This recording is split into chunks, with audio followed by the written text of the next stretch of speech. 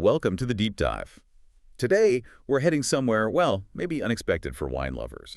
A place perhaps more known for its oil reserves. That's right. But what if we told you it's also this incredibly ancient, vibrant heart of winemaking with a history stretching back millennia? Exactly. We're talking about Azerbaijan. So we're doing a deep dive into something really quite surprising today. We are. Azerbaijan is, one of those ancestral cradles of viticulture, a nation that's shown incredible resilience, and it's now really rediscovering its unique terroirs, its native grapes.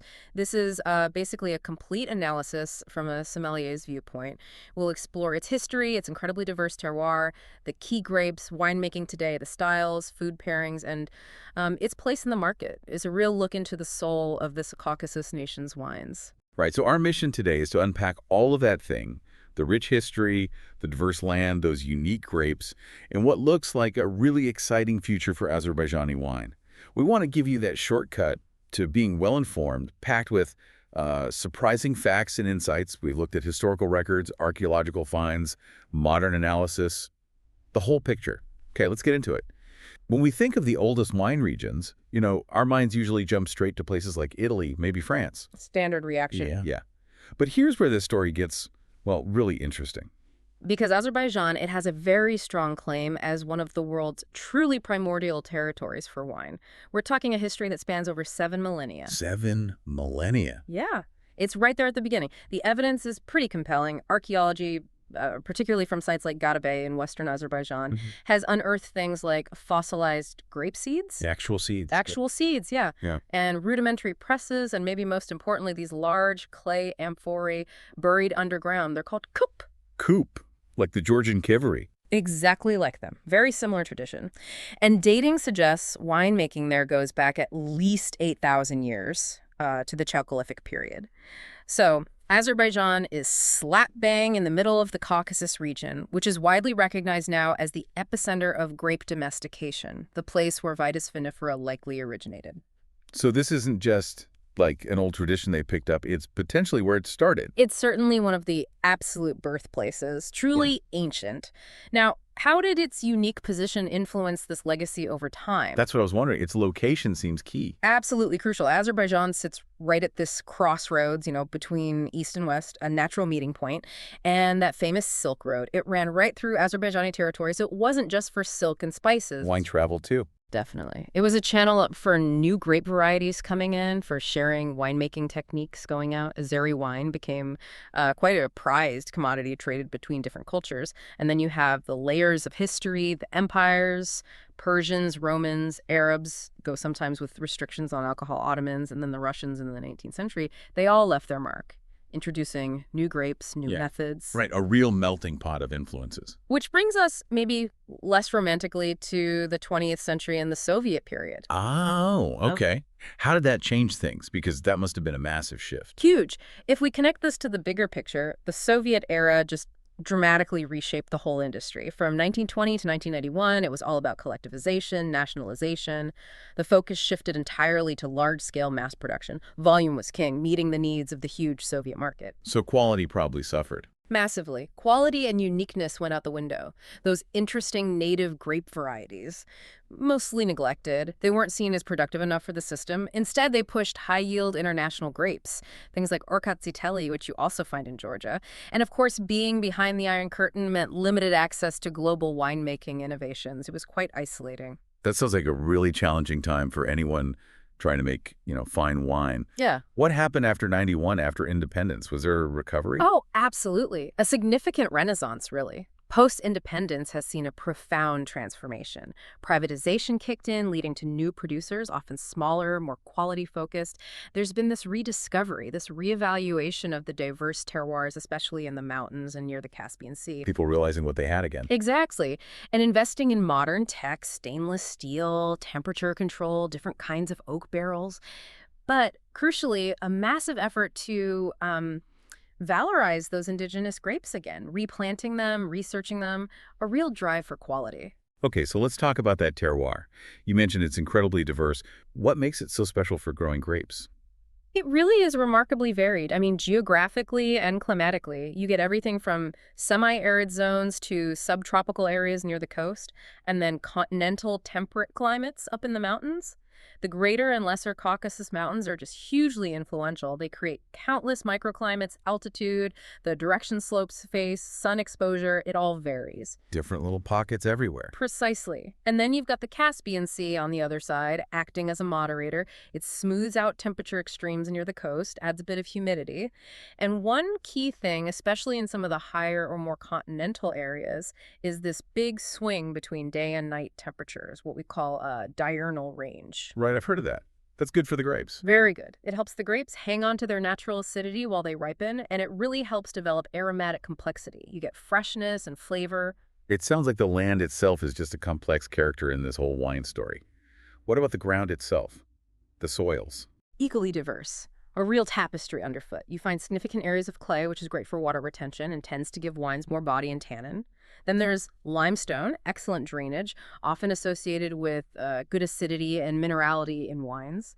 Sandy soils usually mean lighter, fresher wines. You even find some basaltic soils from volcanic activity, giving distinct mineral notes. And then mixtures like alluvial soils and valleys or clay-limestone combos. Each type really contributes something different to the final wine. Wow. So much variety. Where are the main spots then? The key wine regions within this mosaic? You can sort of map out the main zones. Ganja-Gazakh in the west is considered the oldest, most traditional region. Very continental climate there. Then Shirvan, more central, known for fuller-bodied reds and aromatic whites. It gets some of that Caspian influence. Nakhchivan, which is an autonomous republic, has its own unique microclimates and local grapes. Definitely distinct. And then there are these really promising areas emerging, like Kabele, sometimes called Gabala, and Ismaili. They're up on the Caucasus slopes, benefiting from cooler conditions, lots of microclimates, seeing some really complex wines coming from there. Okay, so let's unpack the grapes themselves. Every great wine region has its stars. Who are the big names in Azerbaijan's vineyards? Right. And the essence of Azerbaijani wine, I think, really lies in its native varieties. That's its unique genetic heritage. The most emblematic red grape, the one you really need to know, is Madrasa. Madrasa. Okay. Yeah. It thrives in places like Shirvan and Ganja-Gazakh. It gives this intense, deep, ruby color. When it's young, the tannins are quite firm, but they soften beautifully with age, become really silky. It has good, balanced acidity, which helps it age. And the aromas, really complex. You get ripe red and black fruits, cherry, raspberry, blackberry, cassis, plus spice like black pepper, earthy notes, sometimes even hints of smoke or coffee if it's been aged right. Sounds serious. Does it age well then? Definitely. It has notable aging potential. It makes full-bodied, structured wines. It's really impressive stuff. Okay, that's the key red. What about whites? For whites, the most widespread is Bayan Shira. Bayan Shira. Correct. This one is all about freshness. Vibrant, refreshing acidity is the hallmark. The aromas are more delicate, green apple, pear, zesty citrus like lemon and lime, maybe some subtle floral notes, and often a nice mineral edge. Typically makes dry, light, crisp wines perfect, enjoyed young and fresh. It's just really bright and appealing. Any other native grapes we should be aware of? Yeah, there are others worth mentioning. Reds like Shirvan Shahi and Gara Ozin. And one that's historically fascinating is Kindoni. Kindoni. Yes, it's an ancestral red grape, and many believe it's actually the ancestor of Georgia's famous Saperavi grape. Little kidding. Yeah, quite a connection there. Kindoni can produce wines with really intense color and structure, suggesting it probably ages well too, though it's less common now than Madrasa. So these native grapes really give Azeri wine its unique fingerprint. But I imagine they grow international varieties too, like Cabernet, Chardonnay. Not really sure. That's been a big part of the modern Renaissance. International varieties like Cabernet Sauvignon, Merlot, Syrah, even some Pinot Noir for reds. And for whites, Chardonnay, Sauvignon Blanc, Riesling. They've found spots where these grapes do really well in Azerbaijan. And how do they taste? Are they just like versions from France or California, or do they have their own character there? They definitely express the Azeri terroir. You often get good concentration of color and aroma, that balanced acidity we talked about, and often a distinctive mineral touch that reflects the soils. So a Cabernet from Azerbaijan won't taste quite like one from Bordeaux or Napa. It has its own accent, you could say. Interesting. Which brings up a point. Why is it so important, do you think, to preserve and really push these native grapes like Madrasa and Bayan Shira? That's a crucial question, really, because in a crowded global market, what makes you stand out? It's uniqueness. These indigenous varieties are Azerbaijan's unique selling proposition. They're a priceless genetic heritage, and they offer flavors and profiles you just can't find anywhere else. There's a growing movement now to preserve them, research them properly, really understand how to get the best from them. It's key to their future identity on the world stage. That makes perfect sense. Okay, here's where it gets really interesting for me. How do they actually make the wine? From tending the vines to bottling it up, what are the techniques? Well, Azerbaijan's winemaking today is this fascinating mix. You've got deeply rooted traditions alongside really modern, cutting-edge techniques. The goal is always getting the best possible grapes and letting the wine express its origin. In the vineyards, management is key. You'll see different vine training systems, still some traditional, smaller bush vine types, especially on steep slopes.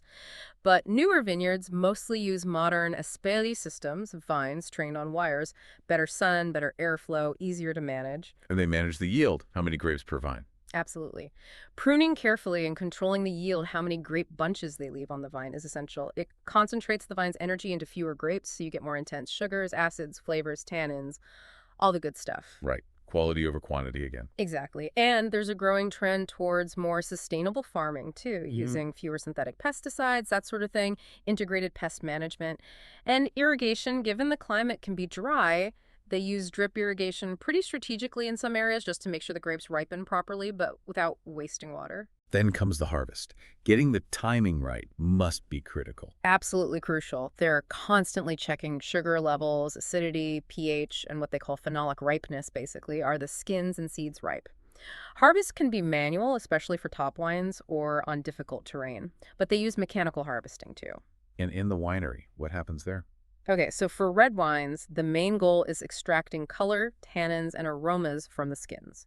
Fermentation happens in different kinds of vessels. You've got stainless steel tanks, great for preserving freshness, oak barrels, French, American, sometimes Caucasian oak for adding complexity and structure through aging. And then you have the really traditional method, fermenting and aging in those clay coop we mentioned earlier. Still using those buried clay pots. Yes. It's a real link to the past. The clay is slightly porous, allows a tiny bit of oxygen and microoxygenation, which can soften tannins and add unique texture and earthy mineral notes. It's very different from oak or steel. Fascinating. Then there's maceration, letting the juice soak with the skins to get that color and tannin. And aging, whether in oak or amphora, helps everything integrate and develop more complex flavors. For white wines and rosés, it's generally about preserving freshness and those bright aromas. So cooler fermentations, often in stainless steel. Less messing about, really. And the winemaker, the enologist, pulls all this together. Their role is absolutely vital, ensuring quality, making decisions that help the wine express its unique terroir, deciding on the final style and identity of the wine. It's a skill job. Which leads us nicely to the styles themselves. What can you expect when you open a bottle of Azerbaijani wine? Well, there's a really diverse range now. For reds, Madrasa is key. Think medium to full-bodied, those firm tannins that soften with age, and that complex mix of red and black fruits, spice, earthiness, maybe smoke or coffee. Great potential for aging. You also get really good reds from international grapes like Cabernet, Merlot, Syrah, often blended or on their own, showing good structure and that Azeri character. And the whites. Bayan Shira leads the way. Yes, Bayan Shira is typically fresh, vibrant, aromatic, green apple, citrus, floral, mineral, usually dry, light, perfect for drinking young. But you'll also find international whites like Chardonnay or Sauvignon Blanc, made in various styles, some crisp and unoaked, some richer and oak-influenced. Rosés, too. Definitely. They make lovely rosés, usually dry, with vibrant pink colors, lots of fresh red berry fruit, strawberry, raspberry, maybe floral hints, very refreshing.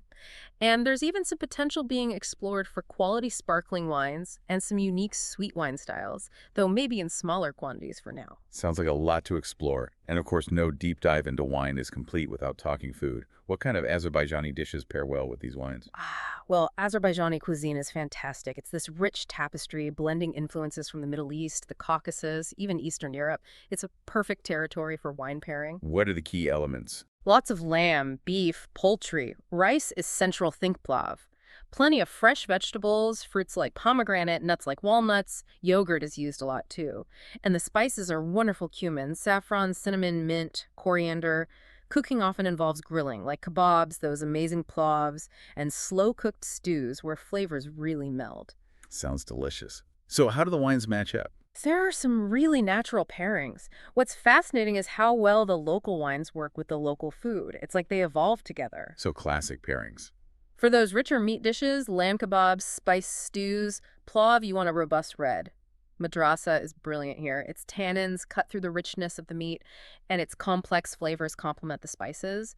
A good Azeri Cabernet Sauvignon works well, too. Makes sense. Tanner for the fat, flavor for the spice. Exactly. And for lighter things, fresh salads, maybe dolma, which are stuffed vegetables, grilled white fish, seafood.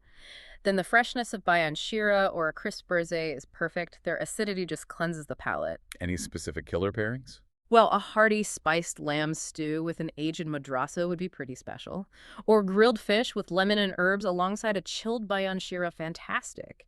Even aged cheeses work well with the structured reds. Great tips. So if you're trying these wines, what's the general advice? Temperature, glasses. Yeah, basics always help. Serve the reds a bit cooler than a warm room, maybe 16, 18 Celsius. That's about 60, 65 Fahrenheit.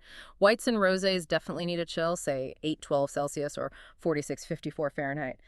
And using a decent glass appropriate for the wine type really does help you appreciate the aromas. The main goal, always, is balance. You want the wine and food to complement, not overpower each other. Enhance the whole experience. Right. So looking at the bigger picture now, where does the Azerbaijani wine industry stand today and where is it heading? It's really at a fascinating point, a crucial juncture, I'd say.